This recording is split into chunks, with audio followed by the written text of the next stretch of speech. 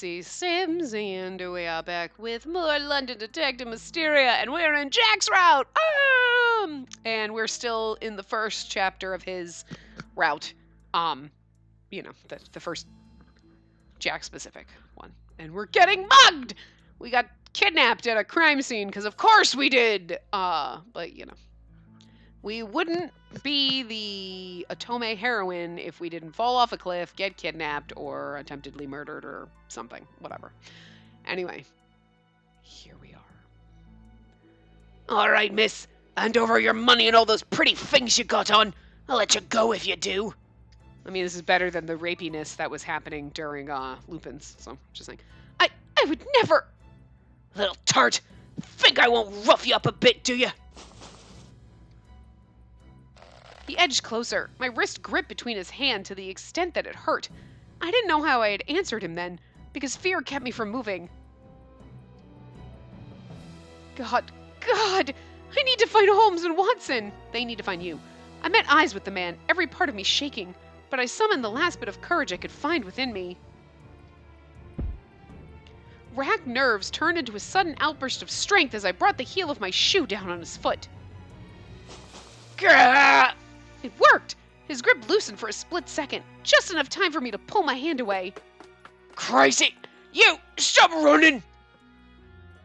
Never! Run, Spacey! Run! Run out of sight! There was but the one thought as I dashed through the East End, which, directionless as it already felt to me, had now begun to fill its streets with an evening fog. I risked diving further into the maze by turning into a concentrated alleyway. All my hopes were placed in becoming lost in the haze and darkness. I never looked back. For once, I'm grateful for the fog. I hope he can't find me. My running only ceased when I heard no footsteps behind me.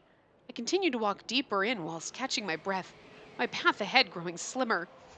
When the shadows were at their darkest and the building nearby sheltered me, I stopped to survey my surroundings, finally feeling as secure as one could in my circumstances. The area was deserted. What if I were to stay here? I'm surely a long way from where I was now. Would it be better if I found my way back to where we were separated? But what if that man is still looking for me? My thoughts kept going in circles, each point leaving me completely undecided, when I heard someone other than me for the first time since entering the alleyway.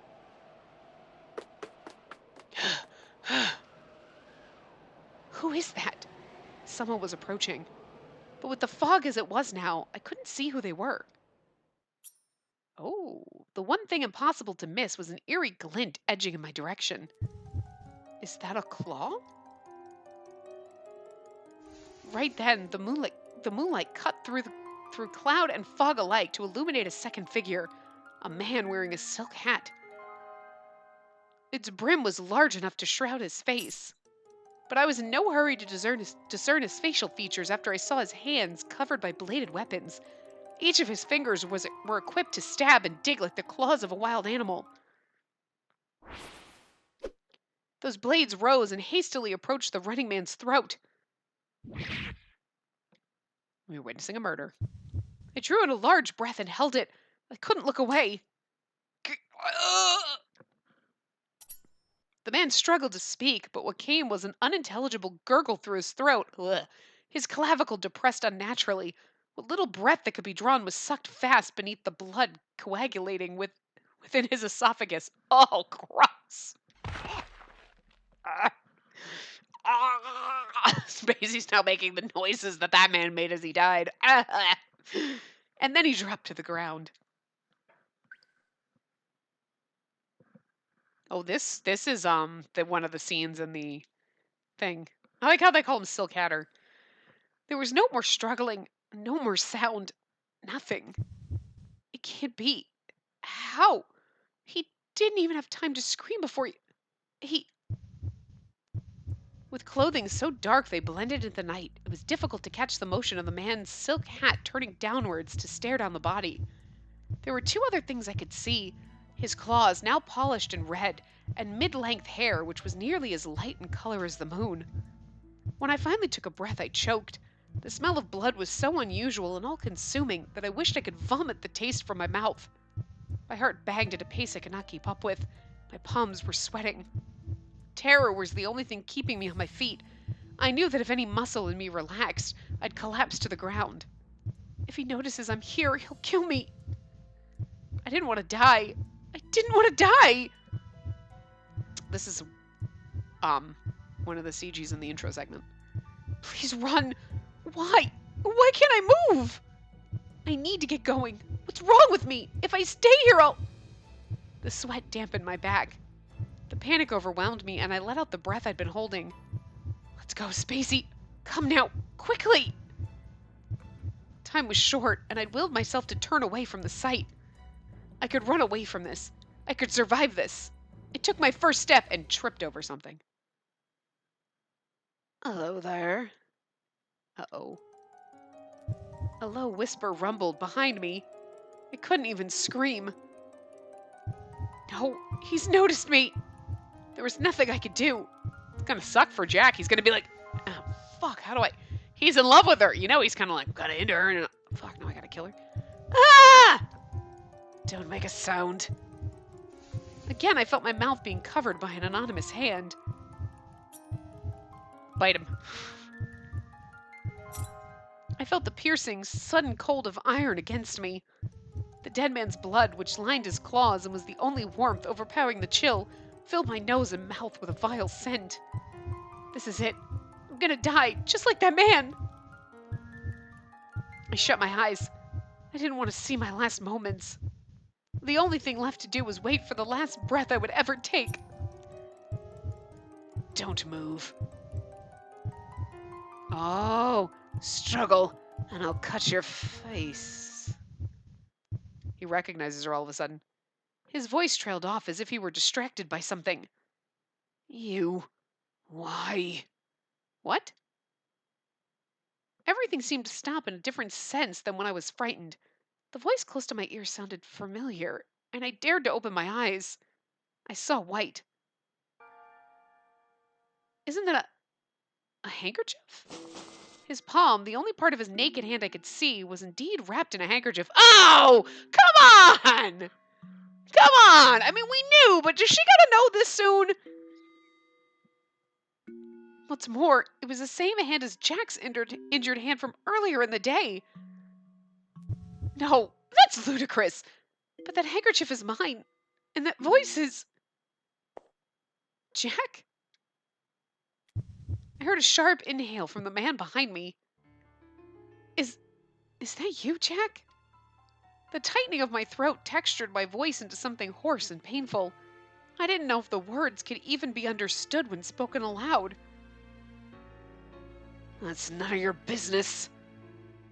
His voice was equally low, as well as equally in pain. He answered with anguish. Listen to me. You need to leave the East End, now.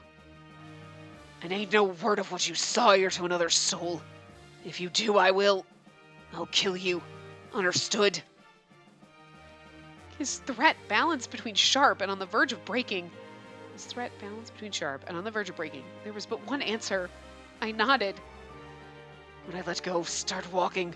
Keep walking. And don't you think of turning around? The hand over my mouth slowly lifted. I could finally breathe. Every single intake of breath made me soar down to my lungs, but I had never been so grateful to know they would not be my last. Hold on. I needed to sneeze, and right when I took an inhale to sneeze, it's like it went away, and I'm like, oh, I hate that! Were I to turn now, that man, him, he would be standing there. So long as I didn't see it, it was my imagination at best, and I could live. If only I could turn around. I wanted to see his face. I wanted to confirm that he was there. I steeled my all, physically and mentally, clutching my jaw tighter than I ever had, as the need amplified to bursting. I had to remember my own words. It wasn't possible for me to truly understand if I chose ignorance. Jack! Go, now! I ran. As I did, rapid-fire theories and excuses were dawned upon and discarded. So many, so suddenly, that they began to pile up into a jarring mess. My chest still hurt. but I still kept running. I'm disappointed that she finds out so soon. It's hard. How far have I gone now? Spacey, where are you? The voice came from further ahead, and against what I thought myself capable of, I moved even faster toward it. Spacey, thank God you're safe. As soon as Watson saw me, he rushed over. I'm so sorry. If I hadn't lost sight of you, this must have been terrible for you. I mean, you don't know the half of it. I wanted to respond. Spacey, are you alright? Are you injured? I placed a hand on my chest and breathed in as deeply as I could. Quite. No injuries. I was pushed along by the crowd and then found myself lost. But I'm alright now. I'd be like, I was kidnapped by a mugger, but I kicked him in the shin and I ran away. And then I got lost and I was scared, but I'm fine. I didn't see anyone get murdered, I swear. Yes, of course. You don't know how relieved I am. Holmes and I split up to search every corner of the city for you. Forgive me for worrying you. Jesus, this is not the time to apologize. You really have no idea. I need to let him know I found you. Right. You sure you're alright? I feel like something's happened and you're not telling me about it. Shh! No, honestly, I'm fine. If Holmes is still searching for me, then we'd best find him now. Let's go. You're a little too chipper for having just been mugged, but... Calm down, I repeated inwardly. Calm down, calm down, calm down. Plus, you should be like, I'm just scared. It's scary out there. I was almost mugged. Just scared. That's it. Fine.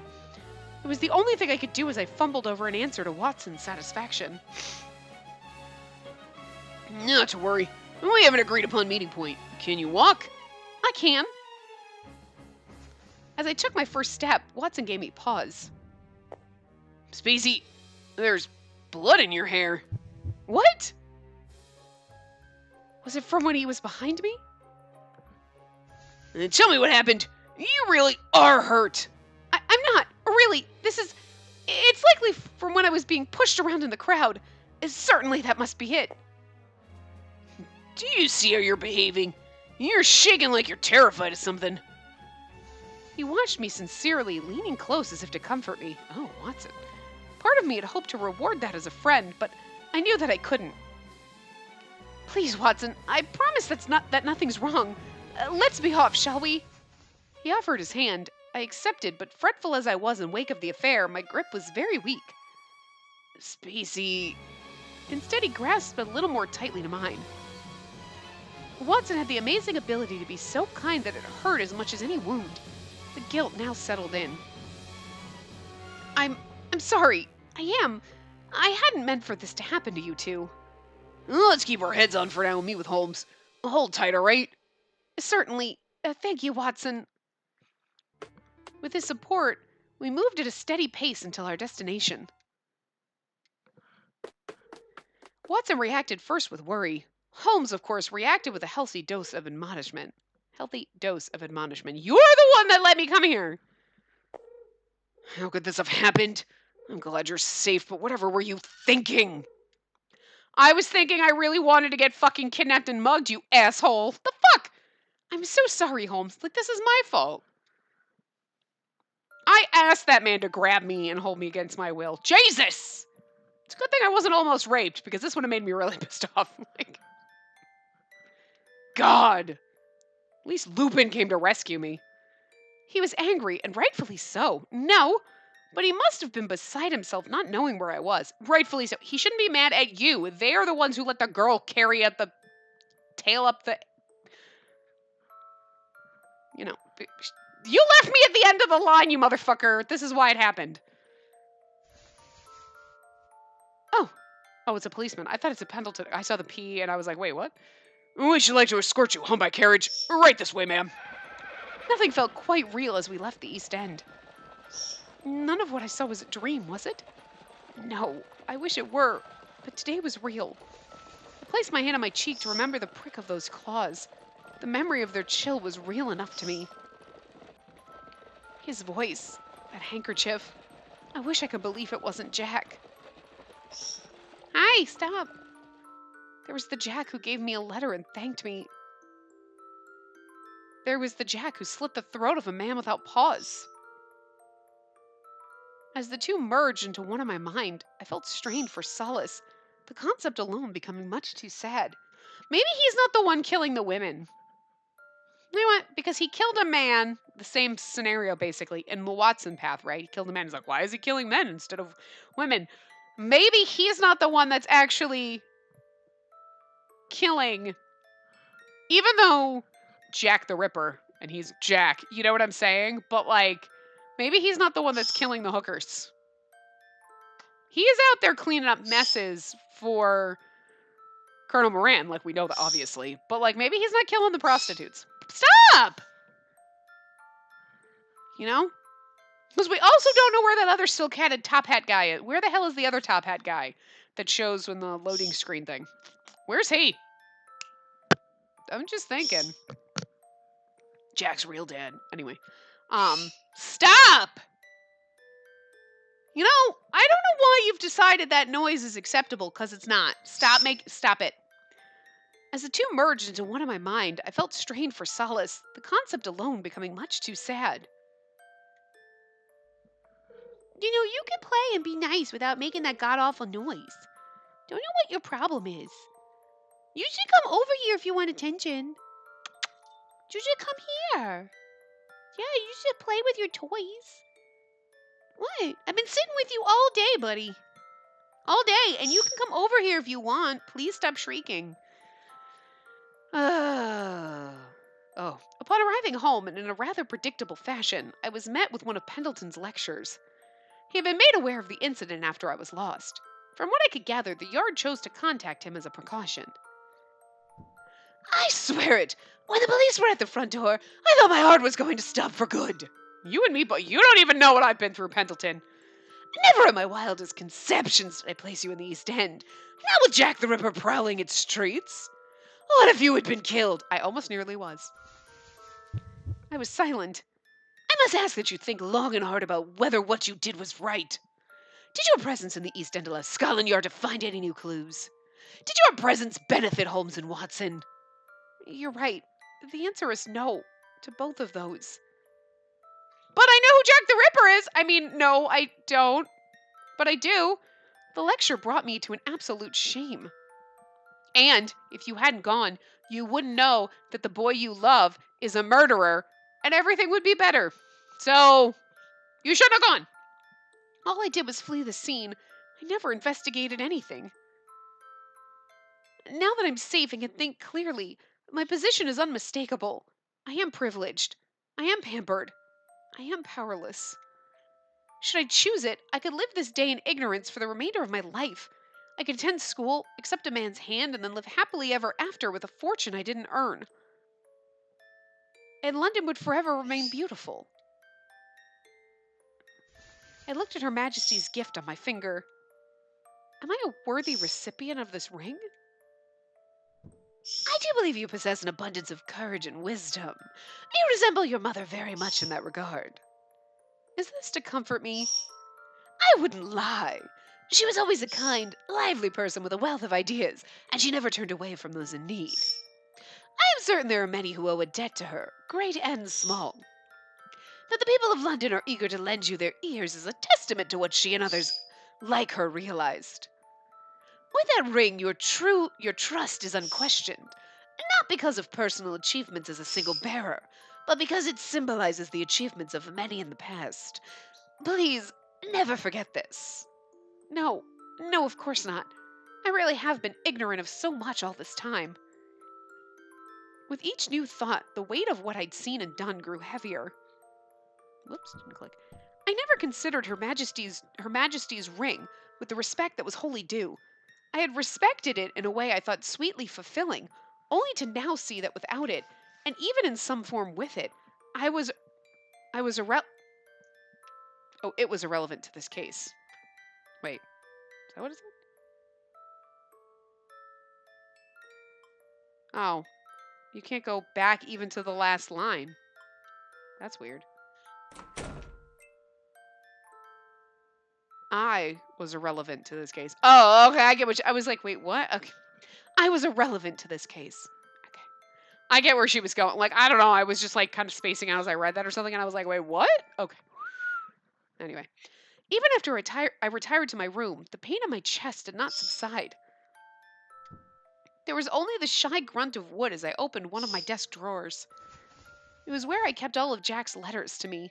My fingers caressed along the envelopes, some neatly folded whilst others were creased from dangling pockets until I picked out one just to hold. Jack, there's something I need to ask you, and something I want you to hear as well. There's so much I want to discuss with you that a letter wouldn't be enough to cover it all, and yet, I'm afraid. He felt so far away now, and in my heart was an unease that whispered how our relationship would never return to the way it was. I mean, yeah, it's kind of hard to forget that you saw murder someone. I need to write him a reply. But what to even write? I didn't know. I only stood before my desk and continued to cradle his letter.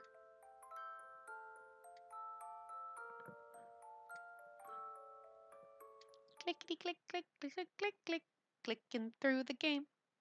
New chapter. I don't know what it is because my guide went black. A life without you. How depressing! This feels like the bad end and we're only in chapter 2. The night passed into morning. My encounter gave me a discomfort that made dawn seem inconceivably wrong. But time went on as it should. Even the worst of nights have their end. As I went to read the morning paper, I held my breath. The headline read, Ghastly Murders Continue in Whitechapel. That was almost you. A patrolling officer made a grueling discovery last night when he chanced upon yet another mutilated figure on the streets of Whitechapel. Found near 12 o'clock, the victim, an unidentified woman in her 30s, appears to have met a brutal end at the hands of someone of unsound mind. Wait, that's different. There were 2 visible lacerations in the neck of the victim. Police currently suspect these were made by a sharp blade, as the wounds were so penetrating that the head was partially separated from its torso. Oh my god. I thought I was hungry, but now I don't think I need to eat for the next hour, so we're good. 2 similar, larger lacerations were also found across the victim's abdomen. The article continued with a description of the victim's body and all its various wounds in extraordinary detail. That's a bit much! What the hell? The hell, old-timey England? But the thing I found most striking was the headline itself. This can't be the murder I witnessed last night. It's not anywhere to be seen here either. One would think a man's murder equally relevant news. I don't think Jack's the one killing the hookers. Oh, I like that though. Cause you know what I mean? Like, even in Watson's like, why would he kill a man? That's different, huh? And it never pans out because you have to go down Jack's route to understand. But I'm wondering, because we haven't seen that other character. Like, and every single time we do the Skippy through thing, there's always this top hat guy over here. I'm like, who is he? He's never been in anything. And it would make sense if there's like just another silk hatter out there murdering people. You know what I mean? And maybe Jack's not murdering prostitutes, and maybe it has nothing to do with Colonel Moran. But, anyway. I'd simply fled the scene and promised not to tell anyone about it. And I've held to that promise. I've not told anyone, and I shan't ever do so. I gulped. I witnessed a murder. I saw his murderer.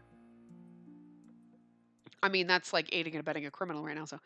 As the air became pungent with the stink of iron, he silently accepted the loss of life before him. His lack of hesitancy painted a man who believed it was right for the man to be killed. I, meanwhile, became an artist with her brush stolen from her hands. I stood and watched with no defense, no truth to paint, frozen with fear. I didn't believe it was right, but still I watched. Being seen must have been a cruel miscalculation on his part. The natural thing to do, horrible as it was to think, would have been for me to be added to the bloodshed. Why am I still alive? 'Cause he loves you. Don't move. Struggle and I'll cut your face. You. Why? Is that you, Jack? It's none of your business. Listen to me. You need to leave the East End. Now. I ain't no word of what you saw here to another soul. If you do, I'll kill you. Understood? I knew that white handkerchief wrapped around his hand. I knew the voice, too, and his manner of speaking. They brought to mind one person. I wished I could distrust my eyes, turn away and pretend I knew nothing. If only I could. I didn't want to believe any of it, but I did. Maybe there's some truth to violent crimes being commonplace in the East End. The people there struggle so much, they barely have the money to make it through another day. I'd heard rumors of many who spent what little they had drowning their misery in strong-smelling alcohol and lodgings fit for no human being. And to be sure, this skein of murders was far from the first crime to be recorded in the area. It was a true den of injustice, but I still cannot fathom Jack being part of any of it. My mindset spiraled between the truth and denial. The paper's contents and Jack swirled about so much that even my appetite had become suppressed. Forgive me, Pendleton, but I'm not hungry this morning. I'll only have some tea if that's all right. Of course. If I may pour you a cup of Darjeeling, then. My mood had been completely sullied, and my usual lively breakfast table felt bereft of cheer. Even the fragrance of the tea, which was high quality by any standard, smelled unpleasant to my nose. I feel uncomfortable. I don't know if I've ever been so conscious of his gaze before. Has he noticed I'm keeping something from him? Oh, he knows everything. Pendleton is like, I know exactly what happened. Is something the matter? Perhaps the tea tastes too bitter to you. Or have you finally committed to slimming your waistline? Oh, don't be silly! Is that your attempt to pressure me into a diet? Absolutely not. You're more than beautiful as you are. You're damn right I am, Pendleton. You should marry me. What? Nothing, yes. Should your corpse ever be discovered in London, no doubt the papers would eagerly report on how even your organs are works of art. Why, they would write of a stunning flower dyed red velvet at the scene, rave in response to the rosehip tea emanating from the body. Truly, only a Whitley could move the world with such mangled beauty, even in death. You may leave now. Shan't. My goodness. You've no mind for danger at the best of times, so I believe it's vital to instill it bit by bit through my tales of whimsy. Tales of whimsy and murder. Pendleton is so fucked up. I love him. God, Pendleton, please come into real life. God, my goddamn beautiful, evil elfin prince. God, he's fucking everything. He's just everything. I can't even. Whimsy indeed. I should sooner think you a humbug reveling in his cruelty. But anyone would lose their appetite when thinking about the Ripper case. And what of the poor women who have been killed? We can only pray the murderer is apprehended quickly. I agree. I went to read over the paper again. There are 3 known victims thus far. Miss Smith, Miss Tabram, and Miss Nichols. So I've heard. That particular area has always been notably dangerous, but as a result of this case, the Yard has been patrolling it rather frequently of late. And still the number of deaths keeps climbing. Deaths keep climbing. My lady, I'll make myself direct one last time.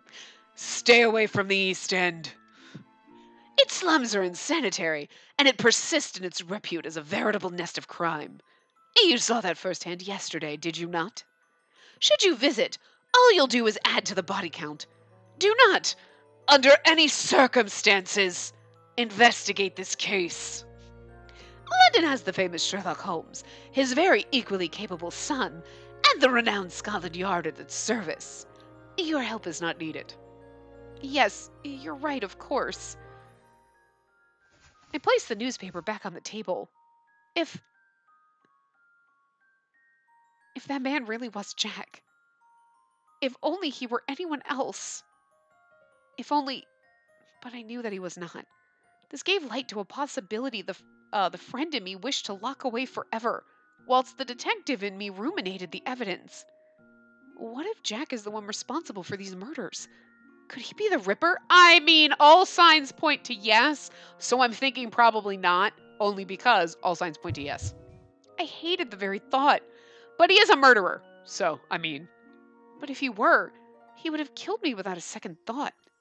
So why let me live? Leaving witnesses will only hurt his chances.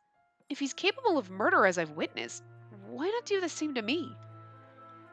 Because you're an innocent, and that man was guilty in the eyes of Colonel Moran, even though he's probably an innocent man because Colonel Moran's an evil motherfucker. But Jack, brainwashed, whatever. He's not the one murdering hookers. I'm throwing that out there. I think it's someone else. I'm guessing other top hat guy. And they set it up to make you think it's Jack because, oh my God, I need to doubt the man I love. But then we're going to accept that he's a murderer. I mean, he is, but, I guess you could be like, well, you're murdering evil criminal people for a bigger criminal. Okay. But you're not murdering innocent hookers. I guess that's supposed to give us some kind of a...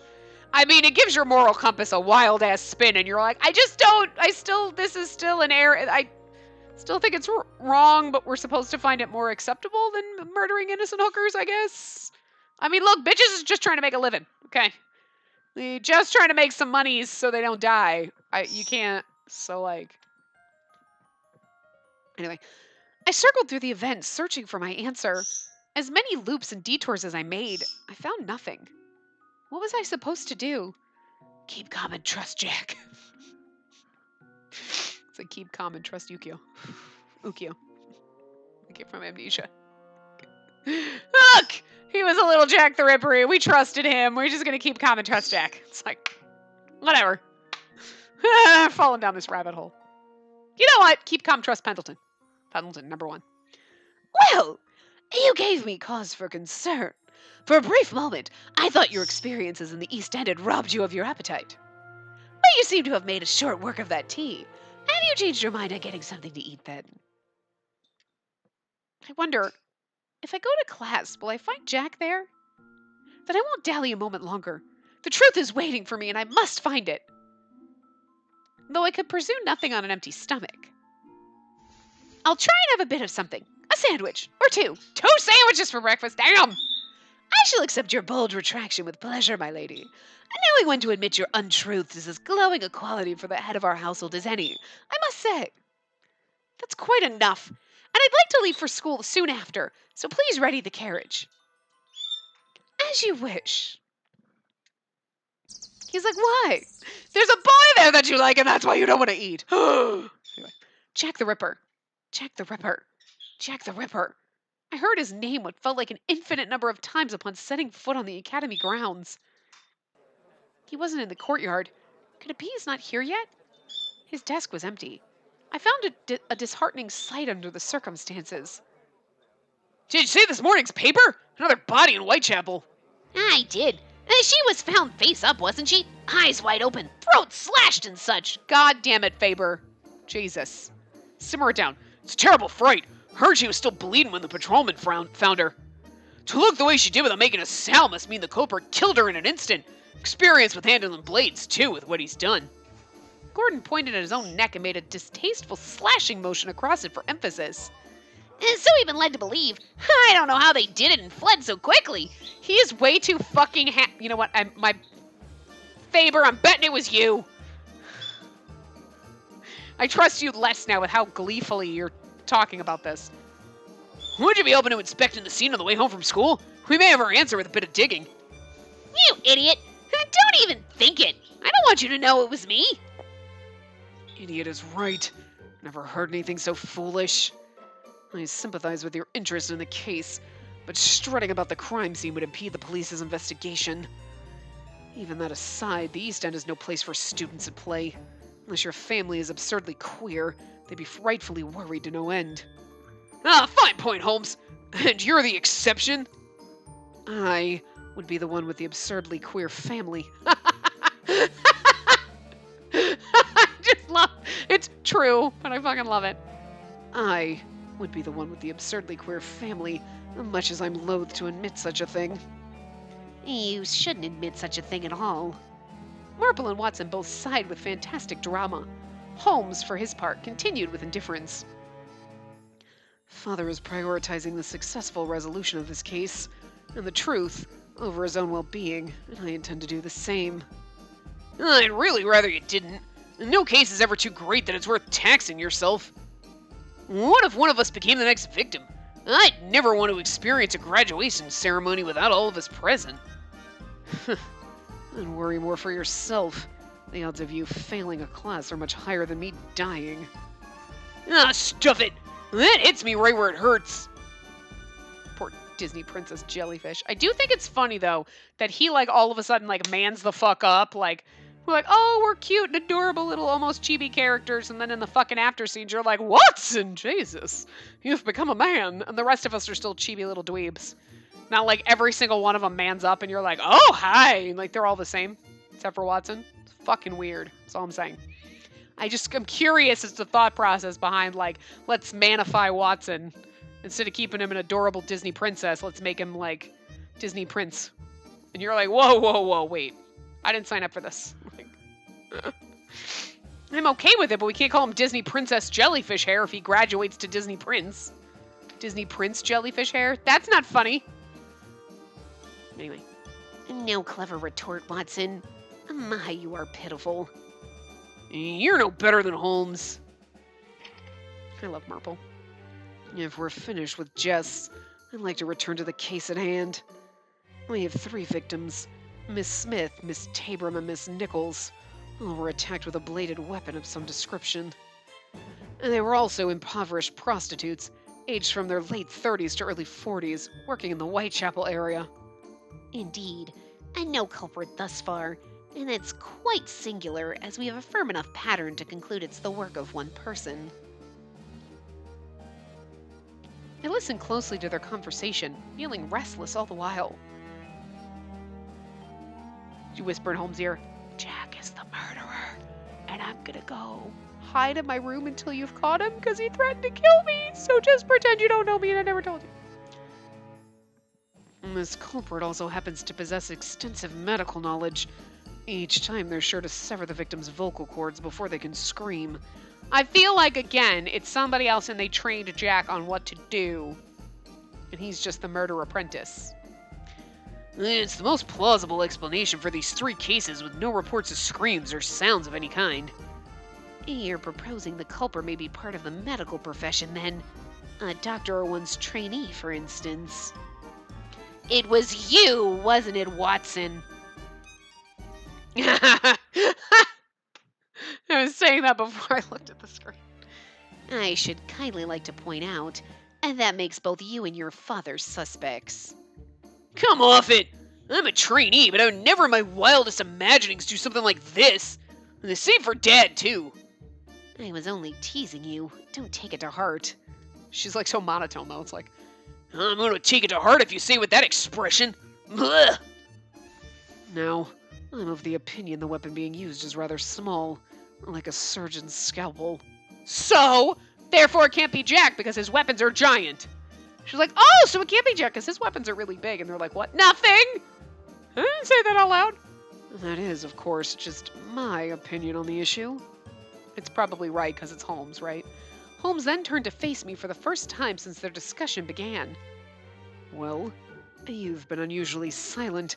What are your thoughts on this, Miss Whitley? I don't have any thoughts. I'm completely airheaded. Just like you always tell me. Well, what was there for me to say? What is it? Speak up now. Well, I couldn't tell anyone what I had seen in the East End.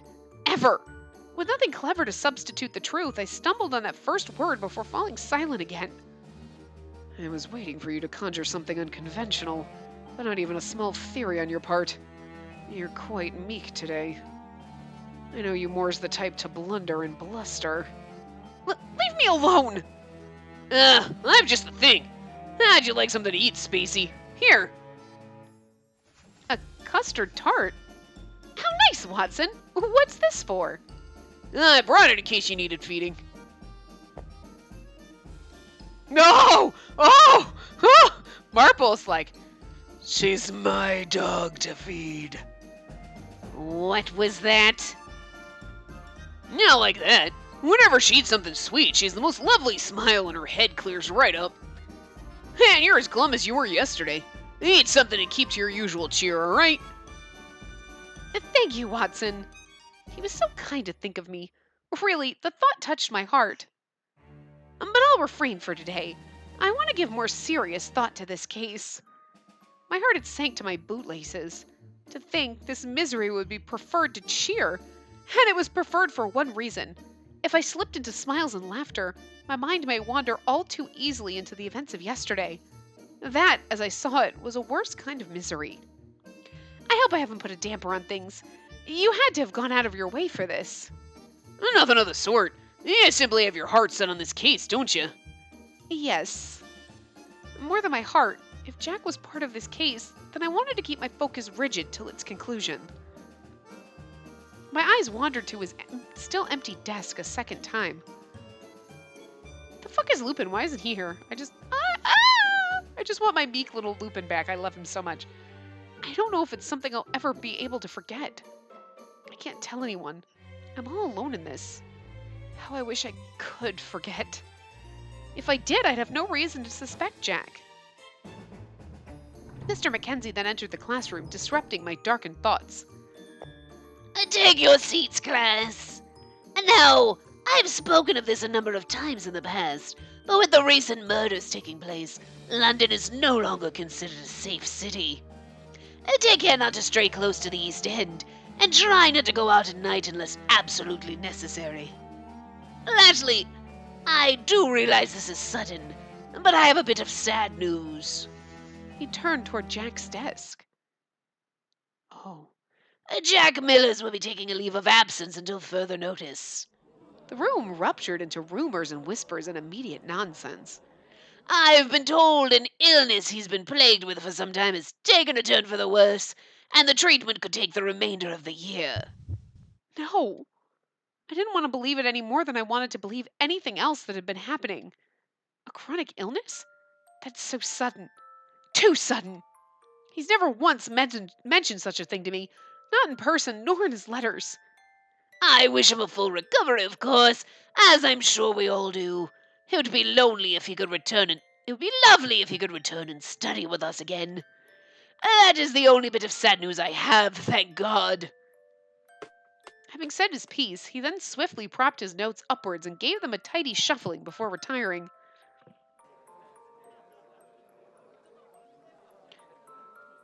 Does he think he's some kind of funny man? He's always looked frail, but not to this extent. I've never seen him eating lunch, come to think of it. Still, this is an odd time to stop coming to class, isn't it? Worrying with the killers on every man's lips is Jack the Ripper? Please, let's not go that far. Those whispers disturbed me, and unable to come to his proper defense, I bit the inside of my lip to allow some strange comfort. They were so quick to turn on someone over an unfounded rumor. Also, like, that's gonna suck if your name's Jack and they're like, Jack the Ripper! And you're like, what? No, come on! It was maddening. I could bear my own shadows. I was content to shoulder the responsibility that came as a witness to the unwitnessable. It was the ready condemnation from the others who knew nothing that hurt so much more. Pardon me, Marple, but has Jack ever taken leave for this before? Never. As far as I recall, he hasn't missed a single day of school until today, and I've certainly heard nothing about him taking ill. Oh. Shall we ask Mr. Mackenzie what he knows during lunch, dear? If we know from what Jack suffers, we'll learn how soon he can return. Yes, that's an idea. We shall join you then. The situation's aroused my curiosity as much as it has any other. Don't mind him. He won't listen once he's set his mind to something. Holmes, Watson, are you two worried as well? Don't be daft. The Ripper case what it is. His convenient leave from the Academy is a mystery worth dabbling into in itself. Your wit makes you wicked, Holmes, but if you wish to join us, by all means. We agreed to approach Mr. Mackenzie during our lunch hour. This was usually not a particularly difficult task, and today was no exception. We successfully apprehended him on his way to lunch in the hallway. Sir, might we have a moment to speak? Of course. What brings you here? It's about Jack, you see. Would you happen to know what ails him? If he's been hospitalized, we would love to pay him a visit. I see. You wanted to ask about Mr. Millers. His voice grew weak. I'm afraid I don't know what's happened or where he's been taken. It's possible he's receiving heat treatment from home, too. Is that so? Then maybe ask for his address. Ugh. His features then slumped into something similarly weak, a grimace akin to what one might put on when they've tasted something unpleasant. Miss Whitley, are you aware that Jack is from the East End? I am, sir, and that it's rather a sore point for him. I don't speak of the subject lightly, but do you also remember this morning when I mentioned the Ripper case? Oh, yes, I also read about it in the paper. Word has grown quite rapidly in recent days. And then you know that it's also far too dangerous to visit the East End. Your intentions are very kind, and I commend them, but I cannot in good conscience allow my students to visit. Is this for now? Or would you say this of the East End even if there were no murderers sulking about in its streets? How to put this? There's something suspicious going on. If I'm honest, I know very little about the situation. I only received a brief message from his father this morning. Did you? Is it all right to ask what it said? I don't see the harm in that. Woo! Yeah, personal matters. Mr. Mackenzie had the letter on his person to our good fortune. No time was wasted in presenting it to us.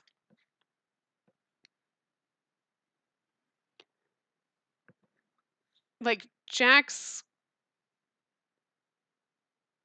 something, a rather serious something. Anyway, Jack's condition. Okay, I was like, come down. I was trying to like not read. I was literally reading this, and she's reading it right here. I was like, does it actually have words? Jack's condition, a rather serious. But I was thinking it was going to be like Jack's come down with a rather serious. You know what I mean? Like, not like a pause in the beginning of the sentence. Anyway, Jack's condition, a rather serious chronic illness, has taken a sudden turn for the worse, and so he'll be taking a leave for the remainder of the year. Henry Miller's. Who's Henry Miller's? Jack's father? Yes, adoptive father to be more precise. Maybe. I thought we got the impression, and maybe I'm wrong. I thought they said, or maybe I got the impression, but either way, I don't know. That in Watson's path, that Colonel Moran was the one who took him in or whatever. But maybe it's not. Or I mean, Colonel Moran could be using Henry Miller's as an alias. But maybe it's not. Maybe the person who's actually murdering the prostitutes is Henry Miller's and is Jack's adoptive father, and they both work for Moran. I mean, I don't know. That's a possibility. Anyway. Though I've never met the man for myself. I'm only aware that Mr. Millers was born in poverty, which led to his father taking him in. So we can't even visit our sick friend? There's been some worrisome talk amongst the staff regarding Jack for a while. The East End is a horrid slum. It's unsanitary as they come. Disease runs rampant. Many believed it would be best to expel him, or at the very least, force him to live in the dormitory. It pains me to stand by this as things are, but no, you cannot visit your sick friend. No one can. I understand how this must feel to you, very much so, but I shan't tell you where he lives. Can we stop talking to Mr. Mackenzie? His voice is hurting my throat. Understood, sir. Then you do affirm he lives in the East End, yes? What? Haven't you listened to a word I've said, Holmes? You are not to visit him. Think of the danger. 1 foot set in the East End alone carries far too great a risk. Allowing students to visit Whitechapel would be insanity. So he lives in Whitechapel. Oh, no. I can't. My voice hurts too much to do that, but he's like, Oh, no. I've said too much. I shouldn't have told you that. I should not have told you that. okay, Hagrid, Jesus. If only all criminals were as easy to goad into a confession as you, sir. Good Lord, that's no way to speak to your teacher. You needn't worry. We're assisting Inspector Lestrade with his investigation, as you know, so this won't be our first experience in Whitechapel. I should have known you would prove yourselves tricksters. My students are certainly a clever lot. With a smile that proved half impressed, half bitter, Mr. Mackenzie politely excused himself before continuing on his way. I do think it's best if Holmes and I are the ones who go, only ones who go. The victims of the Ripper case have been women, so, well, if we find anything, we'll be sure to inform you. Very well, thank you. I accepted their proposal with reluctance. Inwardly, I held to my concern for Jack. With nothing more to be done, we returned to the classroom. So what happened? Tell us! Oh, what did Mr. Mackenzie say?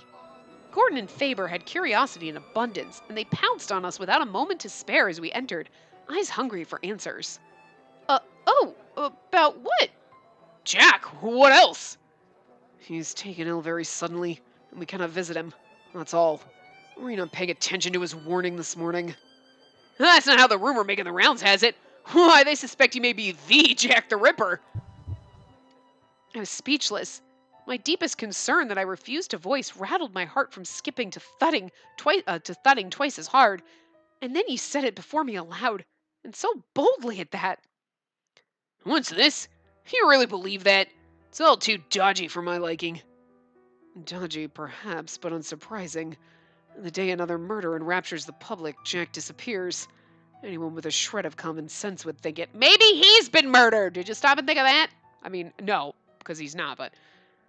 And we have some who've expressed suspicion for him from day one. If he didn't want to be labeled a suspect, then he should have come to class. Holmes. He's come to class every other day there's been a murder, so what the fuck? And that said, it is a rumor, nothing more. Letting it affect you only serves to strengthen the whispers around you.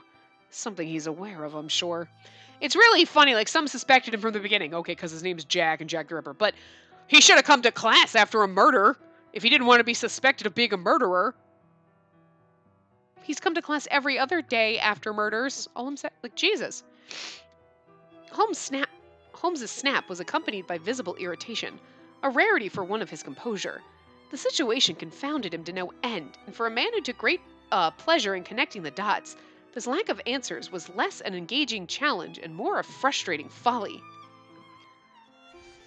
That is true, and I do pity him to some extent. There ain't many here in attendance from the East End. That alone subjected him to some appalling treatment. Fellow students telling him to stay away or they'll catch something, pointing the finger at him as if something's gone missing or was stolen. If something's gone missing or was stolen. It's all very sad. And it's likely why no one seems to have any issue with suspecting him this time as well. What shall I say? He would never do anything like that. Jack would never do any such thing. Was that to reassure my friends? Or was that more for me? I think it's funny that that's the option. He would never do that! But he did. Oh, because you know what, though? That just makes me think even more that he's not the one murdering the prostitutes. Because that's what we're talking about. We're talking about he's murdering prostitutes. He would never do any such thing. And that's us believing that he wouldn't murder prostitutes because he didn't. He murdered that guy, true enough, but he doesn't murder prostitutes. It's different. He's a good friend to all of us, isn't he? I mean, he doesn't talk to anyone but you, so I'm just, no, but anyway. We've had some wonderful times together in this very classroom, in fact. Half the students are like, Jack who? Oh, the thing I thought that was just a lump of clothes sitting in the corner. He never talks. And you still choose to doubt him, do you? I met eyes with each and every person, and each and every one of them responded with an incertitude? Like uncertainty, but like incertitude. As if they hadn't considered the thought. Had they cast their suspicions on a friend? No one argued otherwise, and I was glad for it. Well, we shouldn't be bought so easily by nonsense. What we should be doing instead is praying for his health. Capital! A fantastic counter, Spacey. I couldn't agree more. True. I ain't even thought it would have meant to attend here as an East Ender. I've been giving him something of a wide berth myself. I wonder how many times I've heard him without even noticing. Watson took to the question strongly, his eyes downcast in thought. I think it was really more because he looks like he might stab you, as opposed to the fact that he just comes from the slums. I have faith he'll return to school in no time, and when he does, we'll get on even better than we did before. You too, Watson, so don't look so troubled. That would be nice. Thanks, Spacey. And you believe that with all your heart, Miss Whitley? Absolutely, I do. And you do as well. I should like to, naturally. Well, let us be going, Watson. All right, but I'll tell you what. He's a lucky bloke to have you fretting over him. If we see Jack in the East End, I'll be sure to pass on what you've said. I would love that. Take care, you two. And we shall. And all we'll be doing is pursuing the truth. Holmes and Watson then left the classroom together. And off they go. Oh, Jack, is it really an illness that's kept you from school? Or could it be something else? Classes had ended for the day. There were no more lessons to act as a healthy distraction to my worries. And with too close confidence leaving for the scene, my unease shuffled to the surface of my mind. There's still a bit of time before I need to return home. Perhaps some reading will suit me. The Academy's library possessed an enormous collection of books, including those gathered by the Academy itself and those donated to it by the government. East End, Whitechapel. My fingers played along the shelves, occasionally tapping the spine of an intriguing title before settling on and opening a book detailing modern history. A shuffle of a page here, a scratching of my pen there. I skimmed and noted whatever I noticed into my diary. So deep in my concentration had I been that I barely noticed my surroundings. Ahem! Yay! Nerd Lupin! My favorite! I love him. I love our nerdy little klutz. Sure, he's a savvy gentleman thief underneath who's a little bit of a dick, but I love this Lupin. I love the nerdy, awkward one. You're like, you're such a danger to yourself and others, but I love you. Anyway. Miss Whitley. It gave me a start to see Lupin peering through a neighboring bookshelf. Lupin, have you come to do some reading as well? No, I haven't.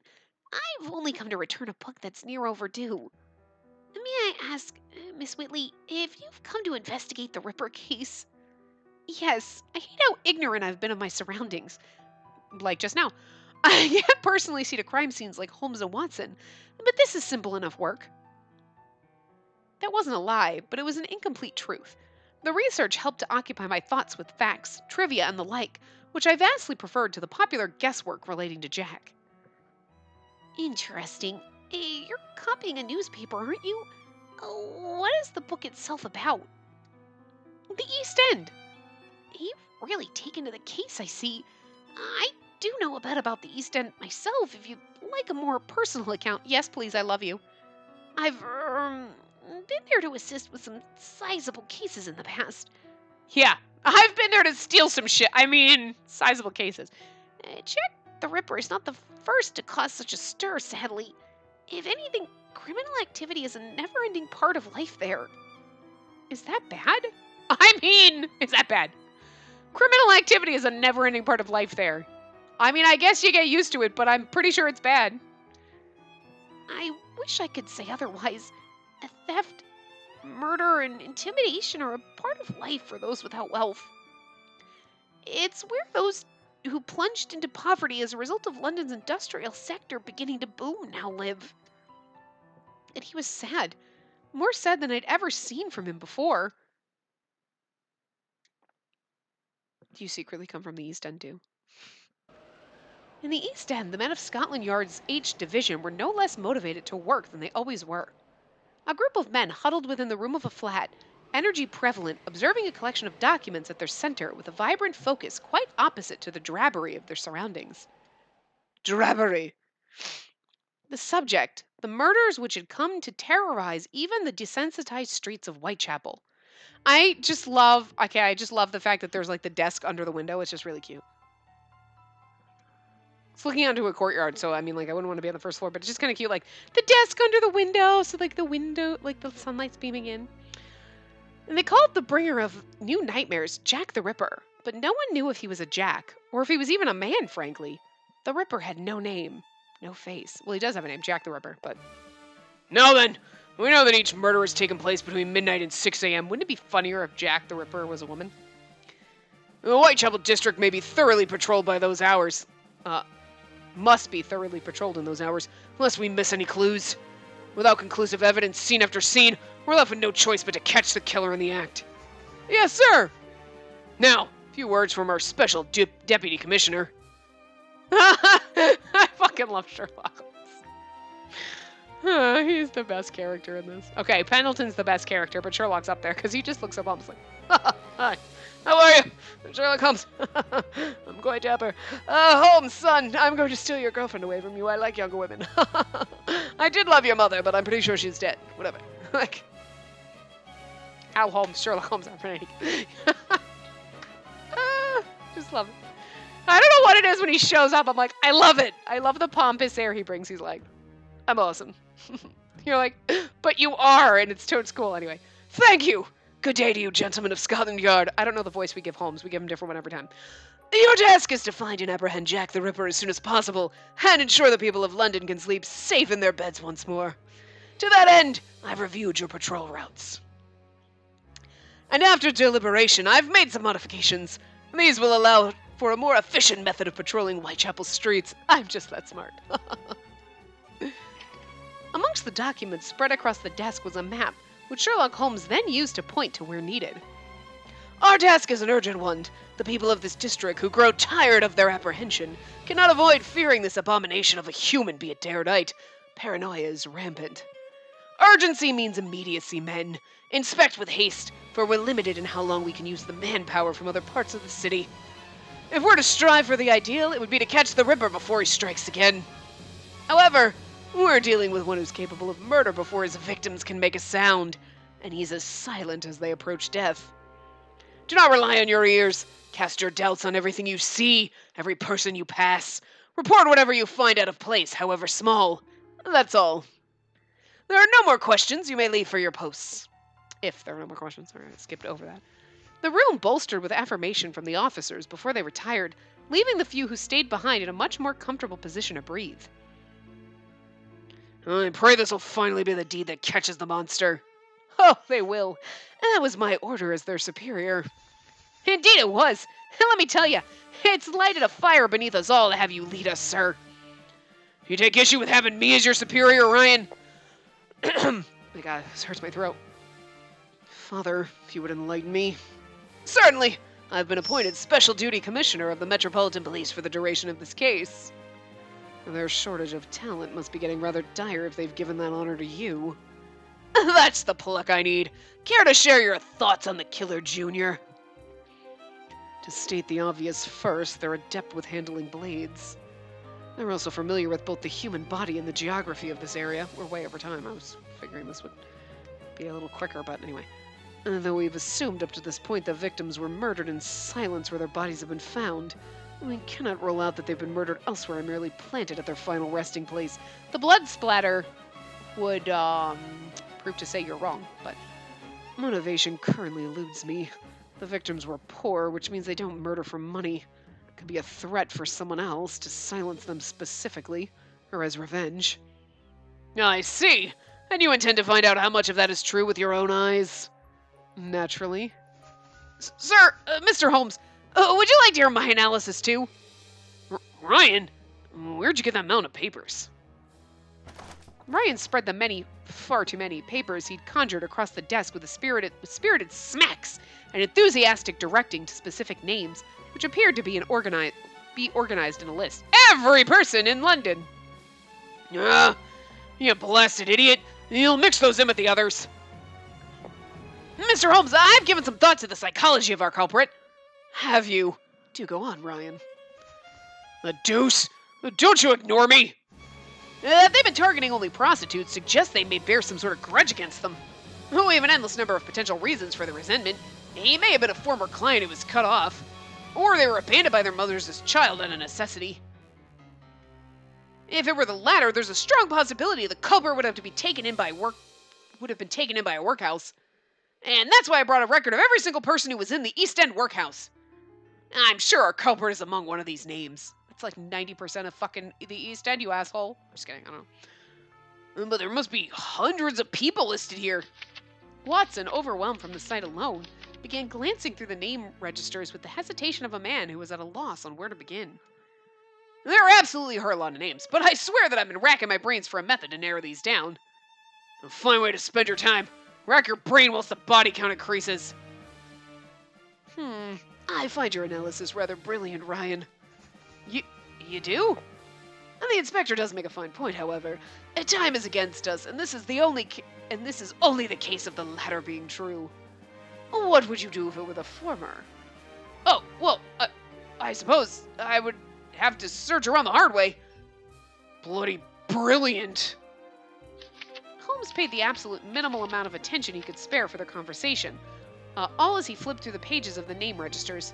He was considerably less overwhelmed about it than his partner. Can't be. His hands stopped. Holmes, something wrong?